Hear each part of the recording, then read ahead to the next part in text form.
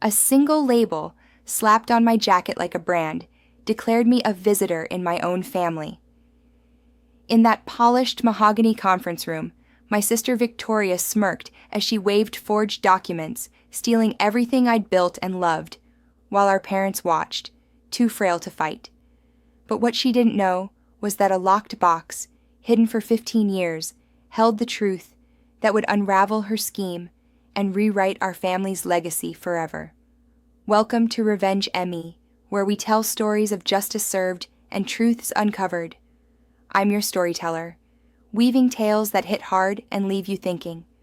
Before we dive into how Olivia Mitchell turned a cruel betrayal into the most unforgettable inheritance reversal our state has ever seen, please hit that like button and subscribe if you love stories where the underdog rises. Your support helps these stories reach others who need to hear them. Now, let's step into that tense conference room where one woman's fight for her place began. The Heir and Harrison and Associates' top-floor office was thick with tension, like the calm before a storm you know will wreck everything. I'm Olivia Mitchell, 32 years old, adopted into the Mitchell family at age 3. For 29 years, I'd been their daughter, through birthday cakes, scraped knees, and late-night hospital runs. But on that Tuesday morning, as I walked into the mahogany-paneled conference room, I wasn't their daughter. I was the outsider, marked by a folding chair shoved against the wall, away from the polished table where my family sat. My sister, Victoria, 38, had claimed the head of the table, our father's usual spot. Her cream suit screamed money, her blonde hair pulled tight like her control over the room. Our parents, Robert and Helen, sat beside her, their eyes cloudy with age and confusion. My uncles, cousins, and Aunt Margaret filled the other seats, their silence louder than words. Victoria's voice cut through the quiet as she gestured to my chair. Olivia, we saved you a seat. Not at the table, not with them. A metal folding chair, cold and temporary, like I was. I sat without a word, my hands steady despite the knot in my chest. Victoria checked her phone, muttering about the lawyer being 3 minutes late. Unprofessional, really, for what we're paying him. I couldn't resist. He's been our family lawyer for 30 years. Her eyes snapped to mine. Your family lawyer, she said, the word your dripping with disdain. Things are different now. The door opened, and Mr. Harrison, our silver-haired lawyer of 65, entered with a briefcase and a locked file box I'd never seen. His presence commanded the room, but his eyes lingered on my chair, a flicker of something, pity, maybe, crossing his face. Shall we begin? He asked, his tone heavy with unspoken questions.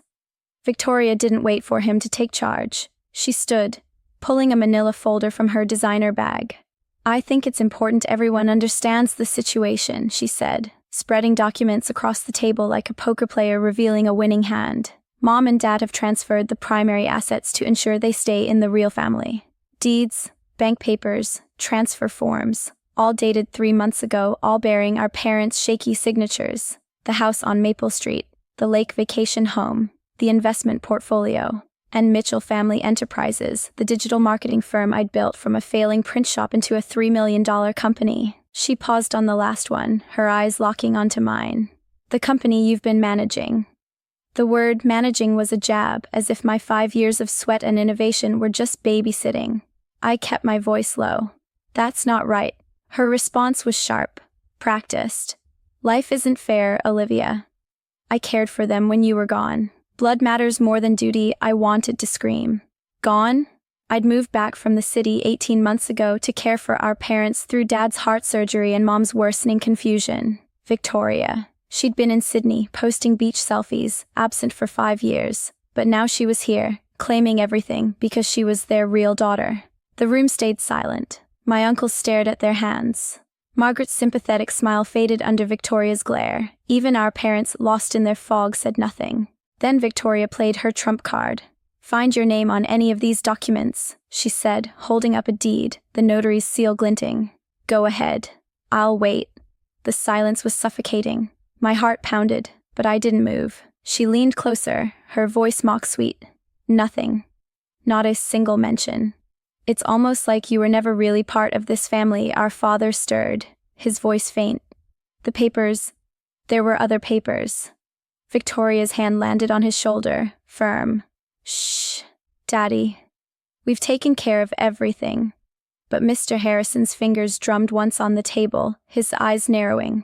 "May I interject?" His voice was calm, but it cut through her confidence like a blade. Victoria's smile faltered as Mr. Harrison adjusted his glasses, a gesture I'd seen him make when he was about to drop a bombshell. "These transfers you're referencing," he said, "they're dated 3 months ago." Victoria nodded, her chin high. "All properly executed and notarized." He made a note. "And you were present for these signings?" "Of course," she snapped. "Family supports family." "Indeed," he said, the word heavy with implication. "Was there any previous documentation regarding the estate?" Her laugh was sharp. "This is the latest version. It supersedes anything else." "Supersedes," he repeated, savoring the word. "That's interesting. It implies there was something to supersede." He reached for the locked file box, producing a small key. The metallic click echoed as he opened it, revealing a blue folder tied with a faded ribbon. My father's eyes lit up, a rare moment of clarity. "The blue folder," he said. "Helen, remember the blue folder." Mom nodded slowly. "With the ribbons, in the safe." Victoria's voice rose. "There's no blue folder. You're confused," but Mr. Harrison was already lifting the folder. "Actually, Mrs. Mitchell's memory might be more reliable than you think. This has been in my personal safe for 15 years, with specific instructions about when to reveal it." The room froze. Victoria stood, her voice tight. "We came here to finalize the current arrangements, not dig through old paperwork." "Oh, but old paperwork can be quite illuminating," Mr. Harrison said, his tone almost gentle, "especially when it's been protected from interference." He looked at me. "Olivia, would you mind staying?" "This concerns you directly." Victoria's face flushed an ugly red. "Whatever document you have is irrelevant. The new papers were signed." "Under what circumstances?" Mr. Harrison cut in. "Because I have questions about your parents' capacity to make such changes." That's when Victoria lost it. She stormed to my folding chair, pulling a label maker from her bag. The mechanical clicking filled the silence as she typed. "You don't know your place, Olivia," she hissed, peeling off a label and pressing it onto my jacket. "Visitor." The black tape with white letters glared against my navy blazer. Gasps rippled through the room. Margaret stood. "Victoria, that's enough." "Is it?" Victoria wheeled on her aunt. "She's been playing daughter for 30 years, but we all know the truth. She's a charity case. Charity cases don't inherit estates." She turned back to me, inches from my face. "Still can't find your name on any legal document that matters. You're not supposed to be in this room." I stood slowly, the label warm against my jacket. Every eye was on me, waiting for me to break. "If that's how you see me," I said, my voice steady, "perhaps I should leave." "Please stay, Ms. Mitchell," Mr. Harrison said, his formal use of my name deliberate. "You'll want to hear this." He opened the blue folder with reverence. "This is the last will and testament of Robert and Helen Mitchell, executed 15 years ago with full mental capacity, 3 witnesses, and my authentication as their attorney of record." Victoria's face went white. "That's impossible." She lunged for the folder, but Mr. Harrison pulled it back. "Please return to your seat, Miss Mitchell. Any attempt to destroy legal documents will be reported." "You can't do this," she hissed. "Those papers are ancient history." Mr. Harrison's voice stayed calm, but there was steel beneath it. "The new documents were signed 3 months ago when your father couldn't remember his own birthday and your mother was on heavy medication. I've collected medical records. Would you like me to read them aloud?" The room was a tableau of shock. My uncles leaned forward. Margaret covered her mouth. Even the cousins who'd avoided my gaze stared at Victoria with disgust. "Let me be clear," Mr. Harrison continued. "This will was created when Robert and Helen were in perfect health. They came to me specifically to protect their wishes from interference." He lifted the first page. "Shall I read the relevant passage?" My father, his voice suddenly clear, said, "Read it, Harrison. Read all of it." Victoria's hand shook as Mr. Harrison began.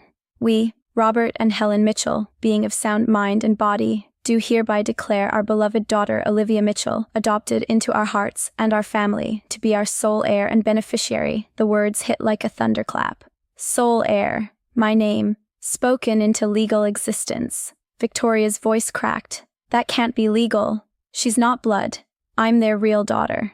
"Biology doesn't determine legitimacy in state law," Mr. Harrison said, This document predates your recent papers by 15 years. It takes precedence, especially given the circumstances of the newer signatures. He turned the page. There's more. My father stirred again. June 15th, he said, his voice sharp. That's when the quarterly statements arrived. June 20th, you were at our door. Mr. Harrison nodded.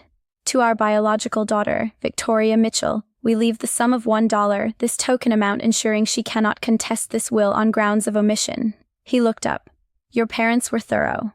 $1? Victoria shrieked. $1? There's an addendum, Mr. Harrison said. Should any attempt be made to manipulate, coerce, or unduly influence us in our declining years, all associated documents shall be considered void, and this original will shall stand. The precision was breathtaking. 15 years ago, my parents had predicted Victoria's greed. They'd known she'd return, manipulate, and strike. You planned this, Victoria accused, pointing at me. You turned them against me. I was 17 when this was written, I said. You were 23, in Australia, and hadn't called home in 2 years. Mr. Harrison continued. The will specifies that Mitchell Family Enterprises belongs entirely to whoever transformed it into a profitable venture. He looked at me. Olivia, you have the financial records showing the company's growth under your management. I did. 5 years of tax returns, profit statements, client contracts, all bearing my signature as CEO. Victoria had been sipping wine in Sydney while I turned a failing print shop into a $3 million empire. This is fraud, Victoria sputtered. Elder abuse. I'll sue. Actually, Mr. Harrison said, pulling another document. Elder abuse is what we need to discuss. Medical records show your parents' diminished capacity during the recent transfers. Security footage from the bank shows you guiding your father's hand as he signed. The bank manager provided a sworn statement. Victoria sank into her chair, her cream suit now a ghostly shroud. Mr. Harrison turned to me. As the rightful heir and victim of attempted fraud, you have the right to press charges. Everyone stared. Victoria's eyes pleaded, but the visitor label still clung to my jacket. I didn't answer. Not yet. Mr. Harrison reached into the folder again. There's a letter. Your parents asked me to read it only if the situation arose. He unfolded a page in my mother's careful script. Dear Olivia, he began, his voice softening. If you're hearing this, it means we were right to be afraid. Right to protect you. Victoria made a sound like a wounded animal. You came to us as a 3-year-old who'd lost everything. We promised to love you as our own, and that promise became the truest thing in our lives. You are our daughter, not by blood, but by choice, by love, by every birthday cake baked, every scraped knee bandaged, every proud moment at your graduations.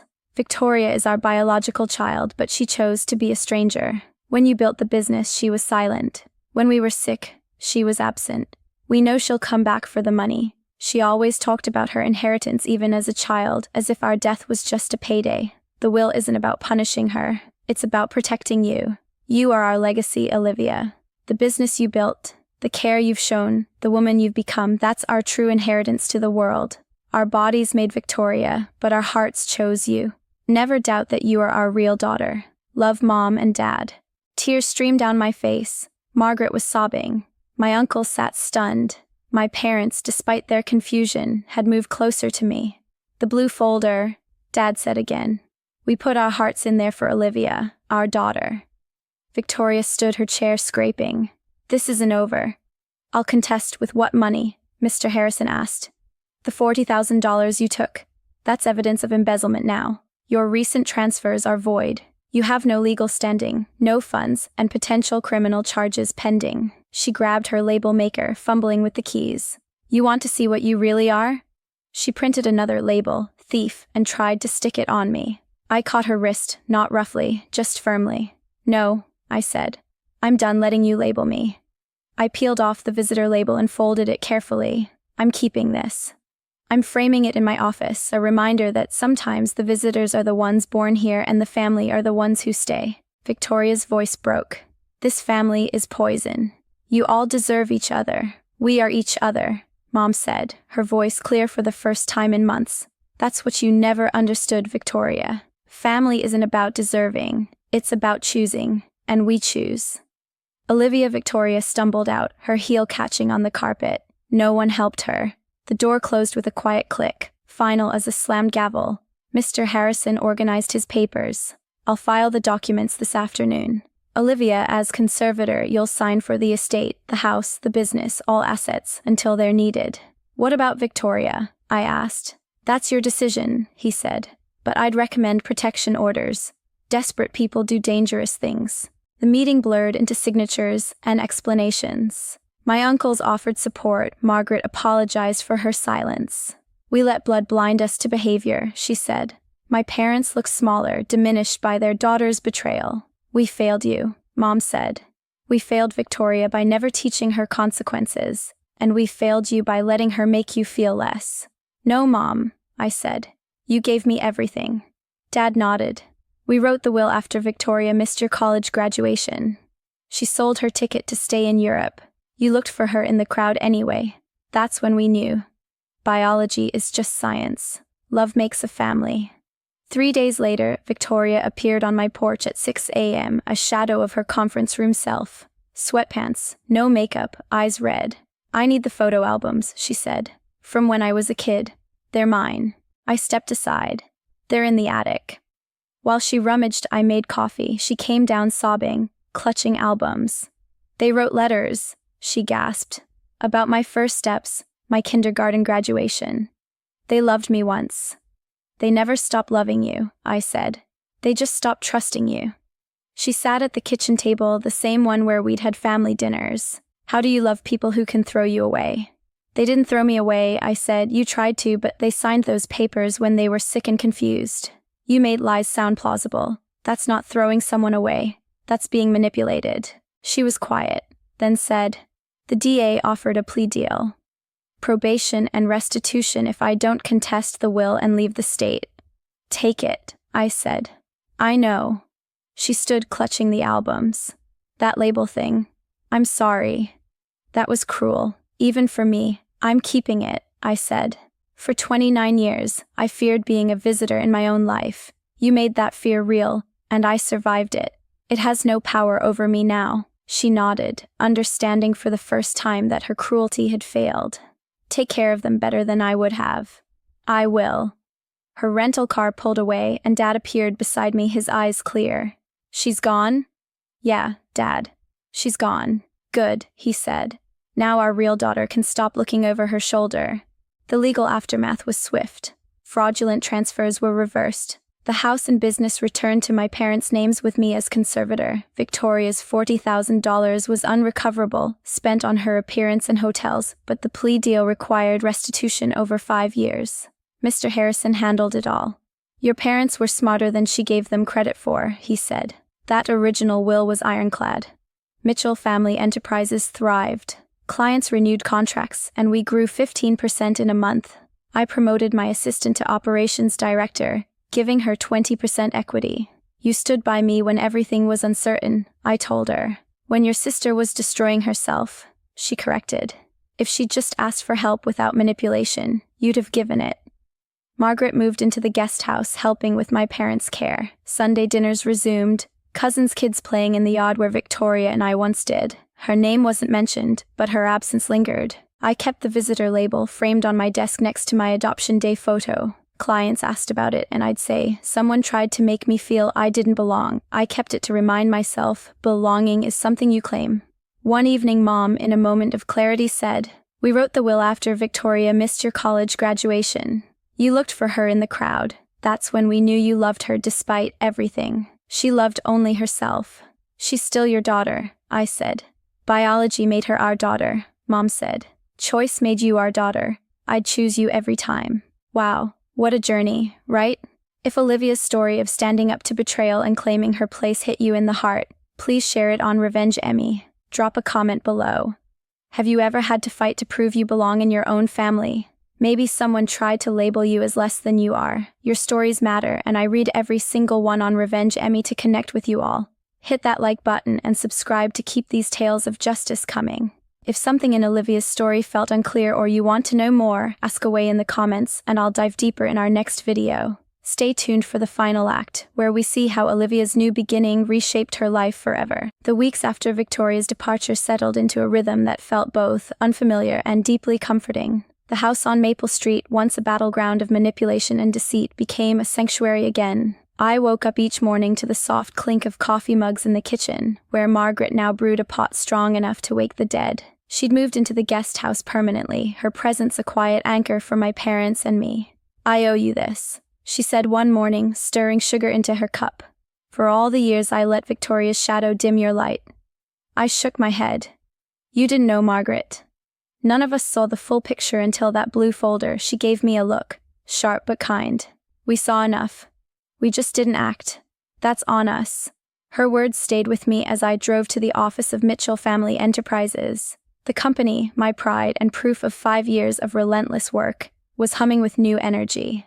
The uncertainty of Victoria's fraudulent transfers had scared off a few clients, but now, with the legal mess cleared, they were coming back. 3 major companies signed contracts within a week, and our revenue projections climbed higher than I'd dared hope. My new operations director, Lisa, who'd stood by me through the chaos, walked into my office one afternoon with a grin. "We just hit a 20% growth spike. You're officially the CEO. Nobody can question now." "I was always the CEO," I said, smiling. "Now it's just on paper." She laughed, tossing a stack of contracts on my desk. "Paper's what makes it real, Olivia. You taught me that Lisa was right. Paper, documents, records, evidence had saved everything." The blue folder, my parents' foresight, Mr. Harrison's meticulous preparation, they were the scaffolding that held me up when Victoria tried to tear me down. But it wasn't just paper that rebuilt my life, it was the choices behind it. My parents chose me, not because of blood, but because of love. I chose them, not out of duty, but because they were my home. And now I was choosing myself, my worth, my boundaries, my future. At home, Mom and Dad's days varied. Mom's confusion ebbed and flowed, but without Victoria's toxic presence, her good days were brighter. She'd sit in the garden, sketching roses in a notebook, her hands steadier than they'd been in months. "I used to draw when I was younger," she told me one afternoon, her voice soft but clear. "Did I ever tell you that?" "No, Mom," I said, sitting beside her. "Tell me now." She smiled, her pencil tracing a petal. "I wanted to be an artist, but life got in the way." "You remind me of that dream, Olivia. You built something beautiful, not just with the business, but with us." Dad's clarity came in flashes, like sunlight breaking through clouds. One evening, as we watched a baseball game on TV, his favorite ritual, he turned to me and said, "You're tougher than I ever was. I built a print shop. You built an empire." "It's your empire too, Dad," I said. He shook his head. "No, it's yours. We gave you the keys, but you drove it somewhere we never could." Those moments, fleeting as they were, filled the cracks Victoria had left in my heart. They weren't just my parents, they were my proof that family isn't about who's born to you, but who stays, who fights, who loves you when it's hard. The media storm hit harder than I expected. "Adopted daughter saves elderly parents from bios fraud" wasn't just a headline, it was a beacon. My phone started buzzing with messages from strangers, people who'd read the article in the local paper and recognized their own stories in mine. A woman from Ohio wrote about her cousin draining her grandmother's savings. A man in Texas shared how his sister forged their father's signature to sell his house. Each story was a knife to the chest, but also a strange comfort. I wasn't alone. One email stood out. It was from a woman named Clara, a 45-year-old nurse who'd lost her parents to a similar scheme by her brother. "I thought I was the only one," she wrote. "Your story gave me the courage to file a report. Can we talk?" I met Clara at a coffee shop downtown, a cozy place with mismatched mugs and the smell of fresh pastries. She was small, with tired eyes and a quick smile, the kind of person who'd seen too much but still chose kindness. Over lattes, she told me her story. Her brother had convinced their parents she was unstable, isolating them until he controlled their finances. By the time she realized, their savings were gone. "I didn't have a Mr. Harrison," she said. "No blue folder, just regrets." "You're not alone anymore," I told her. "Let's make sure others aren't either." That conversation sparked something. Clara and I started a support group for victims of financial elder abuse. We met every Thursday in a community center, a small room with folding chairs not unlike the one Victoria had shoved me into. But here, the chairs were for everyone: survivors, family members, even a few lawyers who offered pro bono advice. The group grew from 5 people to 20 in a month. We shared stories, resources, and sometimes just silence, because sometimes silence says more than words. One evening, a man named Tom, a retired teacher in his 60s, stood up to speak. His hands shook as he held a photo of his mother. "My nephew took everything," he said. "Her house, her pension, even her wedding ring." I blamed myself for not seeing it sooner, but hearing Olivia's story in the paper, it made me realize it wasn't my fault. It was his choice. Clara squeezed my hand under the table. "You're doing this," she whispered. "You're turning pain into purpose." I didn't feel like a hero. I felt like someone who'd survived a storm and was now helping others find shelter, but every story shared, every tear shed, every resource exchanged, it was a brick in a new foundation, not just for me, but for all of us. Victoria's legal troubles didn't end with her plea deal. A month after she left for Portland, she violated the restraining order. Not by contacting my parents directly, but by showing up at Mitchell Family Enterprises, waving her voided transfer papers like a flag of surrender she refused to accept. Security footage caught her in the lobby, demanding access to her office, her voice shrill as employees stared. Lisa called me immediately. "She's making a scene. Should I call the police?" "Yes," I said. "She's violating the restraining order." By the time I arrived, 2 officers had Victoria in handcuffs. She saw me and screamed, "You stole everything. You manipulated them. You're not even real family." The officer, a young woman with a no-nonsense ponytail, looked at me apologetically. "We've explained the restraining order. This is a clear violation. She'll be held pending a hearing." As they led her away, Victoria turned back. "You'll never be their real daughter." "Never. I already am," I said, my voice quiet but firm. "I've always been."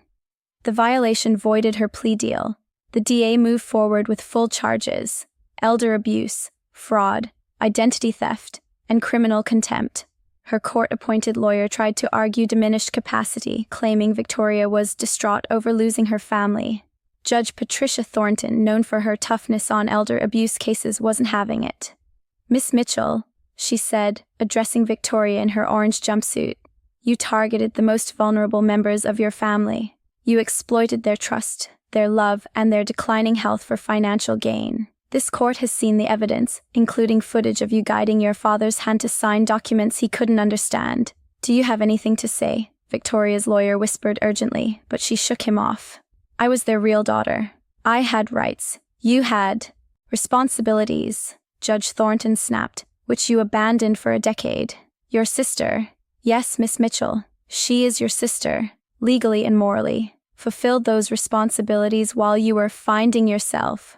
You found yourself to be someone who'd steal from their own parents." The sentence was harsh but fair.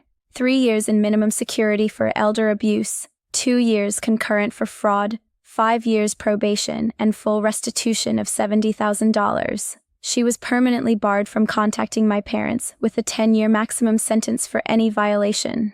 As they led her away, Victoria didn't look back. Her fight was gone, her shoulders slumped. The woman who'd tried to erase me now erased herself.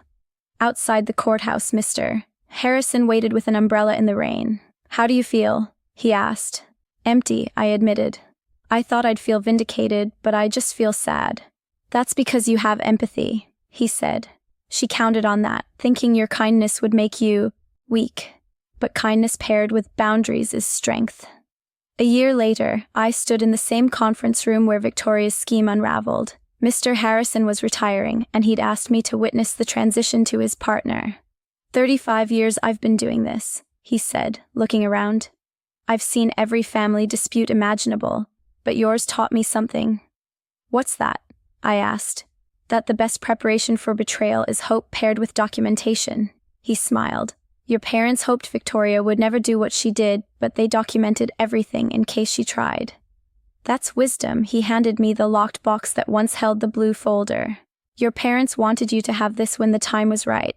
Inside were dozens of letters written from my adoption through college, each a testament to their love. The first, dated the day after my adoption, read, "Dear Olivia, today, you became ours, but the truth is, we became yours. You're 3 years old and you've lost so much, but we promise you'll never lose us." The last, written a week before Victoria's return, said, "We see her coming, Not literally, but we know she'll return when she hears about Dad's diagnosis. Trust Mr. Harrison. Trust the law. Trust yourself. You are our chosen one. Our daughter by choice is stronger than our daughter by chance. I cried freely, Mr. Harrison sitting quietly with a tissue box between us. They loved you from the first moment, he said. But more importantly, they respected you. They saw who you'd become before you became it. What about Victoria? I asked. Did they write her letters? One, he said. It's in the prison mail system waiting for her release. They forgave her, Olivia. But forgiveness doesn't mean forgetting or trusting. It means releasing the anger. I drove home, the box of letters beside me. My parents were napping, holding hands even in sleep. I kissed their foreheads and went to my office. The visitor label sat framed on my desk next to my adoption day photo. It wasn't a wound anymore, but a scar. Part of my story, not its definition. Family isn't blood, it's choice. Every day, I chose my parents, just as they chose me. And in that choice, we built something stronger than any label, any deed, any betrayal. The support group grew beyond my expectations.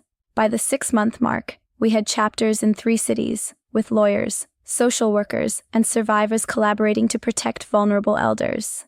Clara became my co-leader, her quiet strength a perfect complement to my determination. You started this, she told me one evening as we packed up after a meeting. You took your pain and made it a lifeline. I just wanted to stop feeling alone, I said. You did more than that, she replied. You gave us all a place to belong. The media coverage brought more than just stories. It brought resources, grants, donations, even a small office space, donated by a local business. We hired a part-time coordinator to manage outreach, and I spoke at community events sharing my story not for fame, but to warn others. Document everything, I told audiences. Trust your instincts. And never let anyone label you as less than you are. At home, Mom's garden bloomed brighter than ever, as if reflecting the peace we'd reclaimed. Dad's clear moments were fewer, but when they came, he'd hold my hand and say, "You're our legacy, Olivia." Don't ever forget that one afternoon. I found Mom looking through the photo albums Victoria left behind. She's not in any of these, she said, pointing to my college graduation photos. 8 years of your achievements, and she's absent. She was traveling, I said. No, sweetheart. She was absent. There's a difference. You were away in the city, but you were never absent. She was absent even when she was here. Her words echoed what I'd always felt, but never. Named absence isn't just physical. It's choosing to look away when someone needs you. Victoria chose absence. I chose presence. And that choice defined our family. What a ride, right? Olivia's journey from being labeled a visitor to claiming her place as the true heir is a testament to the power of love, choice, and boundaries. If this story moved you, share it on Revenge Emmy and drop a comment below. Have you ever had to set boundaries with someone who tried to erase your worth? Maybe you fought for your place in a family or a workplace. Your stories inspire others, and I read every single one on Revenge Emmy to keep this community strong. Hit that like button and subscribe to catch more tales of justice and resilience. If anything in Olivia's story left you curious or confused, ask in the comments and I'll dig deeper in our next video. Stay tuned for the next chapter where we explore how Olivia's legacy grew beyond her family to change lives she never expected. The sun was setting over Maple Street, painting the sky in hues of orange and pink as I sat on the porch with a cup of chamomile tea. It had been 18 months since Victoria's courtroom defeat, and the house felt like a home again, filled with the quiet hum of family life. Mom's roses bloomed in neat rows, Dad's old baseball glove sat on the living room shelf, and Margaret's laughter echoed from the kitchen where she was teaching my cousin's kids to bake cookies. But the peace wasn't just in the house, it was in me. The visitor label, still framed on my desk, had lost its sting. It was a relic of a battle won, a reminder that I'd claimed my place not by fighting Victoria, but by choosing to stay true to who I was. Mitchell Family Enterprises was thriving too. We'd expanded to a second office in the next county, and Lisa, now my full partner, was spearheading a new division focused on small business marketing.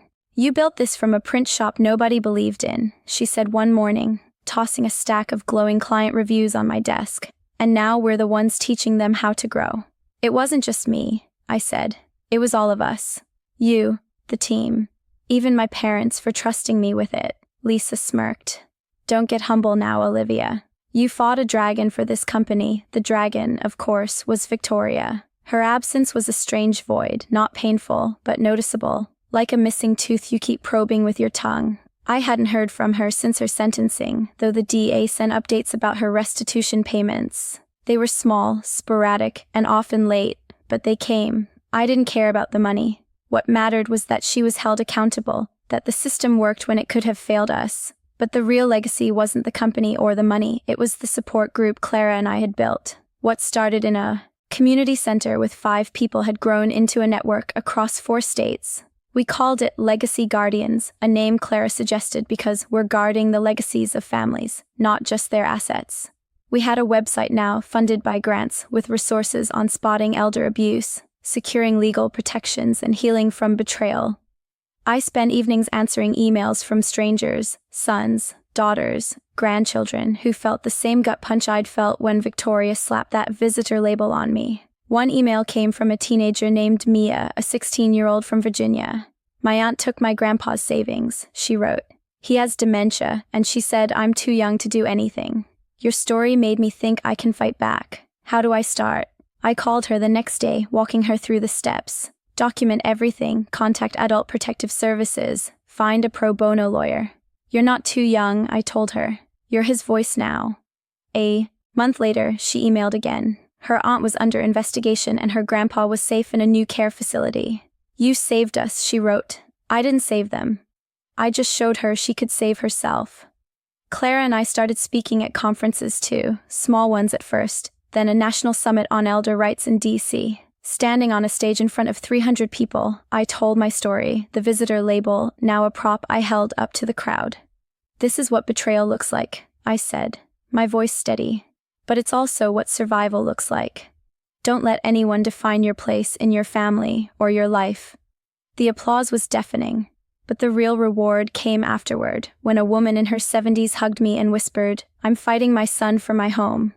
You gave me hope. Hope wasn't enough, though. Hope needed action. Clara and I partnered with a legal aid organization to offer free workshops on estate planning, teaching families how to protect their wishes with ironclad wills and medical directives. Your parents did it right, Clara said one evening as we prepped for a workshop. That blue folder was their shield. We're giving other families their own. One chilly November morning, a letter arrived from Victoria. Not through the DA or her lawyer, but directly to me, forwarded from the prison's outgoing mail. The envelope was plain, her handwriting unsteady, the stamp slightly crooked. I stared at it for an hour before opening it, my heart pounding like it had in the conference room. Olivia, it began. I don't expect forgiveness. I don't deserve it. I'm writing because I'm in a program here and part of it is making amends. I can't undo what I did, but I need you to know I see it now. I saw Mom and Dad as a bank, not as parents. I saw you as competition, not as family. I was wrong. I was jealous of your work, your bond with them, your ability to stay when I always ran. The label maker was childish, cruel, and I regret it every day. I'm not asking to come back. I just want you to know I'm trying to be better. Victoria. I read it 3 times, each word a pebble in a still pond, rippling through memories of her smirk, her greed, her betrayal. Part of me wanted to burn it. Part of me wanted to believe her. I showed it to Clara at our next meeting. What do you think? I asked. She read it slowly, her nurse's eyes scanning for truth. It's a start, she said. But amends aren't words. They're actions. And she's got years of actions to undo. Do I write back? Only if you want to, she said. You don't owe her anything. Not a response, not forgiveness, not even a thought. I didn't write back. Not yet.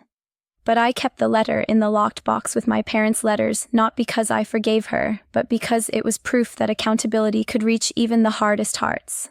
Maybe one day I'd respond. Maybe I wouldn't. That choice was mine, and I wasn't ready to make it. Mom noticed my quietness that week. Something's on your mind, she said, her clarity sharp despite her medication. We were in the garden, pruning roses. Victoria wrote to me, I admitted. She paused, her shears still. What did she say? She's sorry. She's trying to change. Mom nodded, her eyes distant. She's my daughter. I love her. But love doesn't mean trust. She hurt you, Olivia. She hurt us all. You don't have to carry her guilt. I don't, I said. But I wonder if she's really changing. Maybe she is, Mom said. But that's her work, not yours. You've done enough. Her words lifted a weight I hadn't realized I was carrying. Victoria's redemption wasn't my responsibility. My job was to protect my parents, my company, and the community we were building. That was my legacy. Legacy Guardians became more than a support group. It was a movement.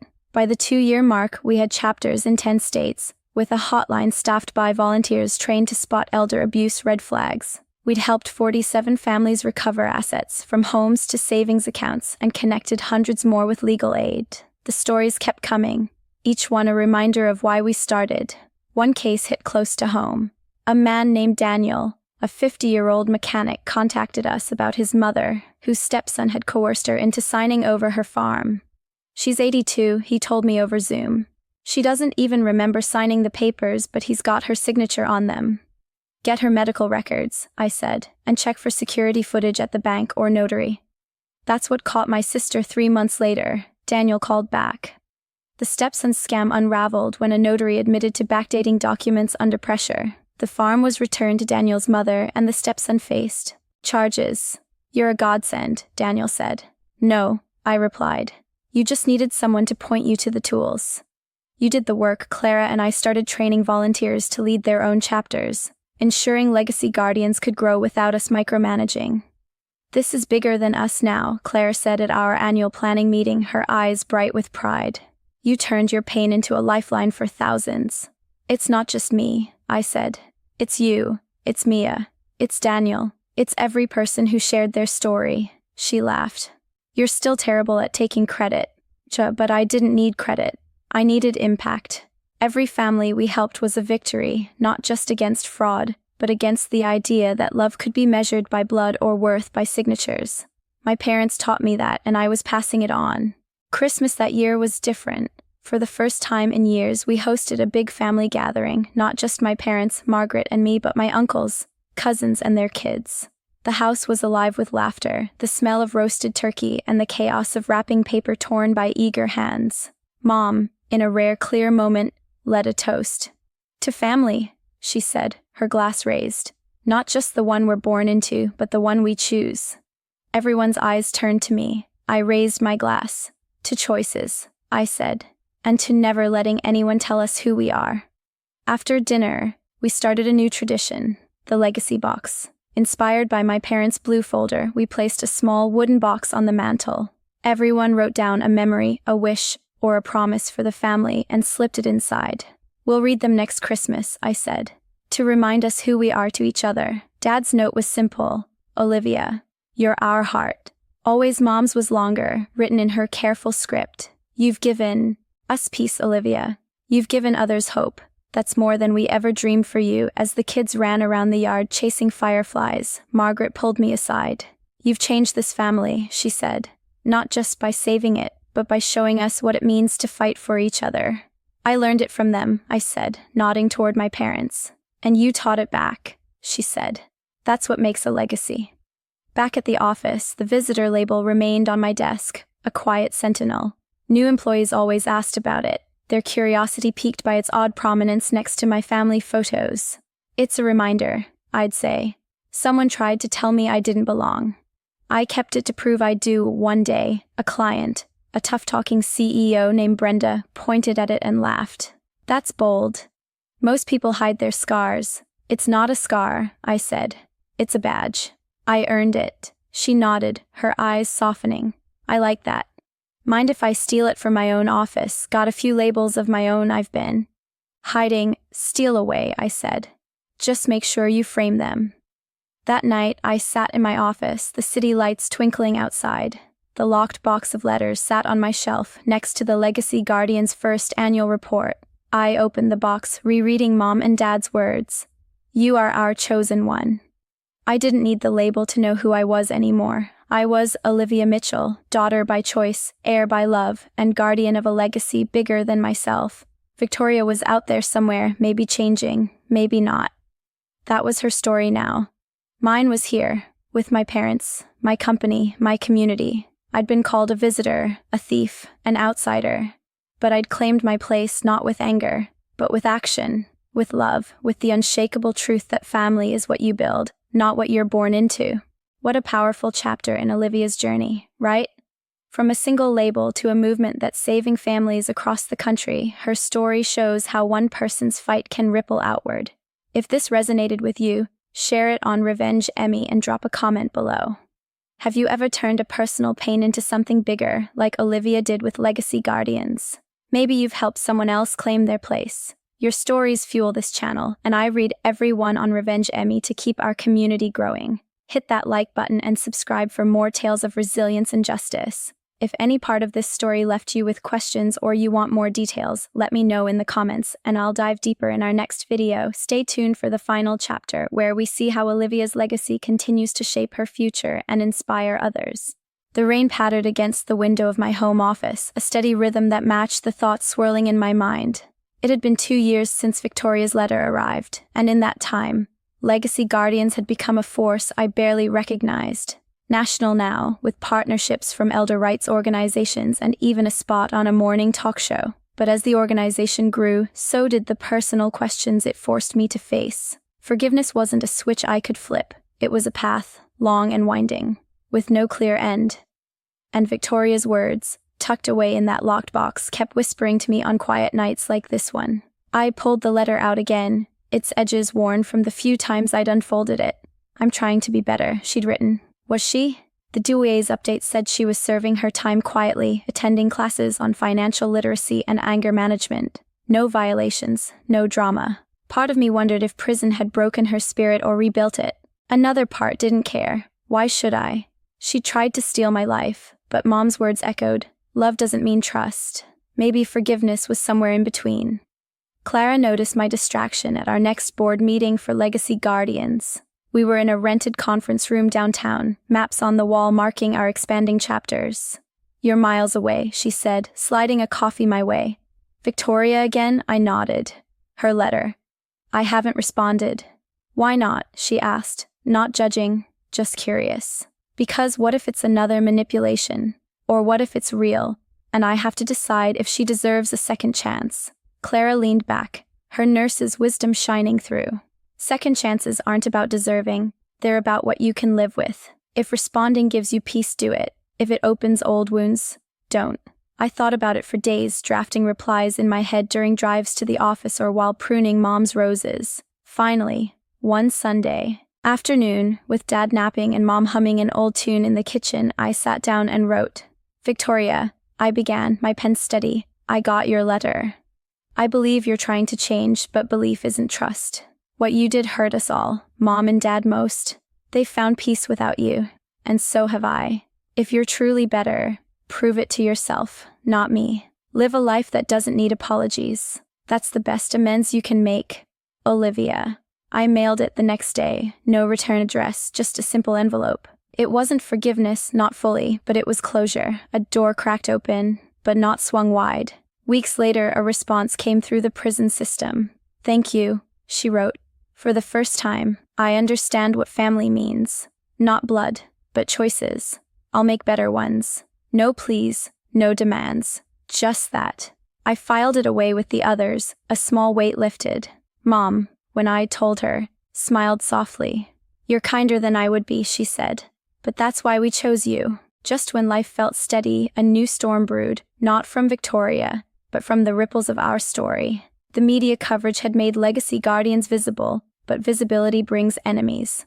One morning, an email landed in my inbox from an anonymous sender. "You're destroying families with your lies. Blood always wins. Stop or pay."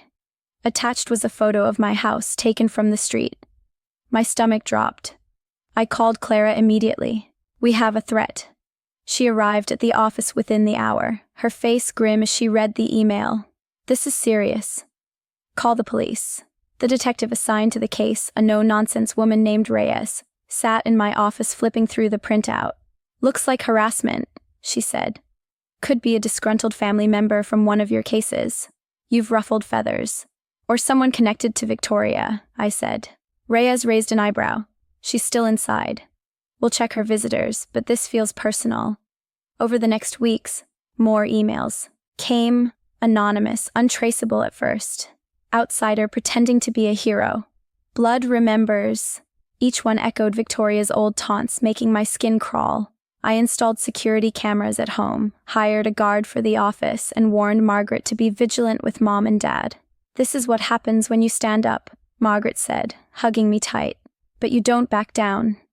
The breakthrough came when Reyes traced the IP to a coffee shop in Portland, Victoria's new city after release. But she wasn't the sender. It was her cellmate's brother, a man named Kyle with a grudge against do-gooders who meddle in family business. He'd read about my case online and fixated, seeing me as the enemy in his own family's inheritance fight. Reyes arrested him on stalking charges. "He's all bark," she said, "but we'll make sure he doesn't bite." As Kyle faced court, I testified remotely, my voice calm as I recounted the threats. "This isn't just about me," I said. "It's about silencing people who protect the vulnerable." The judge sentenced him to probation and counseling, with a restraining order. The ordeal shook me, but it strengthened legacy guardians. We added a security protocol to our workshops, teaching members how to spot and report threats. "We're not just fighting fraud," Clara said at our next meeting. "We're fighting fear." And in the quiet after, I realized something. Threats like Kyle's proved we were making a difference. If we weren't a threat to the abusers, they wouldn't bother with us. With the threats behind us, Legacy Guardians entered a new phase, expansion beyond what Clara and I could handle alone. We hired a full-time director, a sharp young lawyer named Sophia who'd escaped her own family's financial abuse. "I read your story in the paper," she told me during her interview. "It saved me from giving up." Sophia took the reins, turning our grassroots group into a nonprofit with board members and funding from grants. "You're the founder," she said, "but this is bigger than one person now." I stepped back to an advisory role, focusing on speaking engagements and mentoring new leaders. One of my favorites was Mia, the teenager who'd emailed me years ago. Now 18, she was studying law and volunteering with us. "You showed me I could fight," she said during a workshop. "Now I want to help others do the same." At home, Mom and Dad's health declined slowly, but we made every day count. We took short trips to the lake house, where Dad fished from his chair and Mom painted watercolors. "This is our legacy," Dad said one sunset, his hand in mine. "Not the money, not the business. You, and what you've built." Margaret organized family game nights where cousins shared stories of their own small victories. "You inspired me to fix my will," Uncle James confessed one evening. "No more ambiguity. Everything clear, everything protected." The business hummed along, too. Lisa and I launched a pro bono arm, offering marketing services to nonprofits like ours. "Paying it forward," Lisa called it. "Your parents would be proud." They were. Mom framed our first pro bono client thank you letter next to her roses sketch. "See?" she said. "Choice makes all the difference." As I watched Mia lead her first workshop teaching a room full of wide-eyed survivors how to document abuse, I felt the torch passing. This wasn't just my story anymore, it was theirs, ours, a chain of choices linking us all. 3 years after the conference room showdown, I stood in front of a mirror in my childhood bedroom, adjusting a necklace Mom had given me. A simple gold chain with a pendant engraved "Chosen." It was her way of saying what words sometimes couldn't. Downstairs, the house buzzed with preparations for our annual Legacy Guardians Gala, a fundraiser we'd started to celebrate survivors. Clara found me there, her dress sparkling under the lights. "Nervous?" she asked. "A little," I admitted. This is the first time Mom and Dad are coming. Their health made outings rare, but they insisted. "We want to see what our daughter built," Dad had said.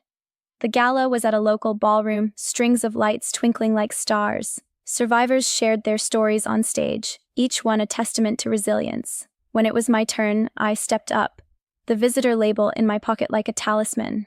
3 years ago, I began. Someone tried to label me an outsider in my own family. But labels don't define us. Choices do. Legacy Guardians isn't about revenge. It's about reclaiming what's yours. Your voice, your rights, your place. The applause was warm, but the real moment came when Mom and Dad stood, slowly, with Margaret's help, and hugged me on stage. "We're proud," Mom whispered. "Always have been." Later, as guests mingled, Sophia pulled me aside. "We just got a big donation. Anonymous, but the note says, 'For the chosen ones.'"